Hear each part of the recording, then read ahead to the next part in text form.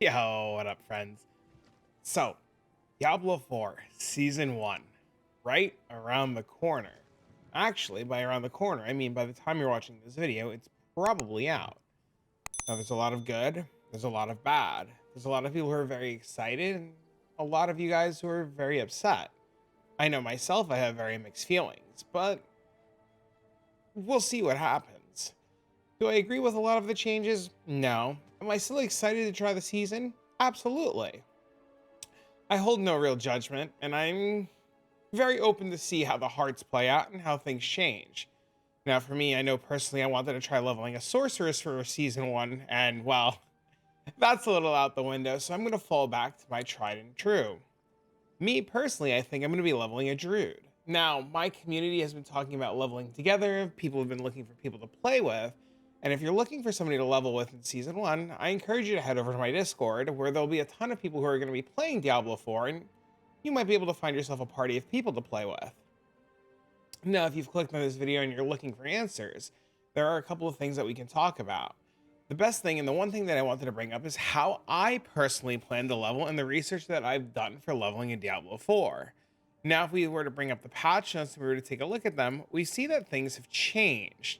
And according to the patch notes, the amount of experience we're going to get in Season 1 is going to be substantially less than what we were getting in the current game. We also know that World Tier 3 and 4 were locked out by level, and due to recent changes, that's no longer the case. Hopefully, a couple other things will be changed, but in the current state of things, as we can see now, the amount of experience we're going to get for monsters that are different levels above us and below us is completely different. While I expect leveling to be slow and I still plan on playing a druid, my overall game plan has not changed. Now, we've noticed that in the patch notes, it says that World Tier 2 has gained an increase in gold and has gained an increase in monster drop rates. And we can see that the experience is scaled better with mobs higher level than us. My plan, though, is to follow the advice that I was given when I first started Diablo. And I don't know if this advice has been shared with you, but this is advice I'm going to put forward. Since I know I'll be leveling a druid and things will be a little bit slower, I plan on leveling in World Tier 1. And I plan on doing this so that I can accomplish dungeons per hour over speed. Now, there was a really good Reddit thread that was created, and I'm going to share this, guys. I'm going to share this thread with you guys that was put together by Drybear. And Drybear actually went and tested all 130 dungeons and strongholds, did a really good job of talking about the best places to level, how to level, where to get the maximum amount of experience, and how to just accomplish different things. Now, I'm going to put a link to this in the description down below, and just basically testing a little bit of the information that he's put together for us, it's been really, really valuable. He actually even made a little TLDR for us to help us out. Now, I plan on playing as a solo experience. Diablo 4 for me has been more of a casual game, while Path of Exile maintains to be my main hardcore action RPG. But for Diablo 4, I plan on taking my time, I plan on enjoying it, and while I still say I'm going to be doing dungeons per hour, I still plan on playing at more of a casual pace, though my casual pace is probably considered hardcore by a lot of you guys. Now, I know I'm going to be doing World Tier 1 until I feel that my druid is capable of pushing into World Tier 2, which might never happen, and I might skip 1 to 3 just like I did in the story. Now, we can see in this beautifully well done, we'll call it, what's PowerPoint, or we'll call it a slide. We can see the best experience for solo, group, stronghold, and a good solo leveling route. Now, for me, I didn't think to do Lost Archives. I tested a couple of different dungeons, but Lost Archives has really piqued my interest. So according to this, you should run Lost Archives until level 12, Calibur's Mine until 17, and then just kind of make your way through the story. And as soon as you get to Nightmare Dungeons, run Nightmare Dungeons. Originally, my plan was to do world events out in the open and to find and map out the best way to get to different world events. Now, the world events are scattered all over the world, and they come across in different places, and they can actually be found with different interactive maps. This has actually been the interactive map I've been using, and as you can see, it provides an absolute ton of information. Knowing that I can do all these different things, it's actually like, I'm just gonna hide everything, and I thought, as crazy and as wild as Diablo 4 is, I genuinely really enjoy it. And I think it's not a bad game. So I'm heavily looking forward to doing all the fun stuff that it has to offer, even if the season's not that great. But you can see that the the interactive map that I have here, we can put all the dungeons that we're looking for on the map, and we can actually put all the world bosses that we're looking at on the map. We can just pretty much track everything. I'm really glad that the Helltide events were changed back to the way they were. So as soon as I get into night, or oh my god, I was gonna say night into World Tier 3, I'll be doing Helltides.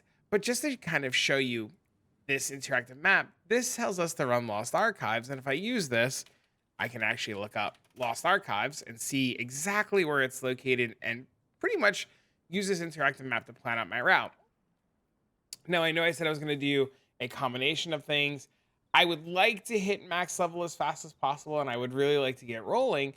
And overall, I'm excited. If my friends manage to get ahead of me first, or if I find some people to play with that want to go at a slower pace, I'll do some group leveling. Ideally, though, overall, if I can make it to Champions Demise, I know it says that's the best spot for group leveling, but I really like that dungeon a lot.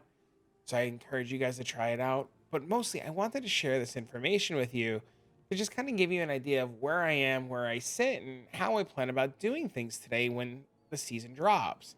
Now, I know that the hearts are going to be available to us and there's going to be a quest. I highly encourage you guys to go out and do that quest as soon as possible. But Dry Bear seems to have a really good plan for leveling. And to be honest, all of my research points to this being the best way to do it.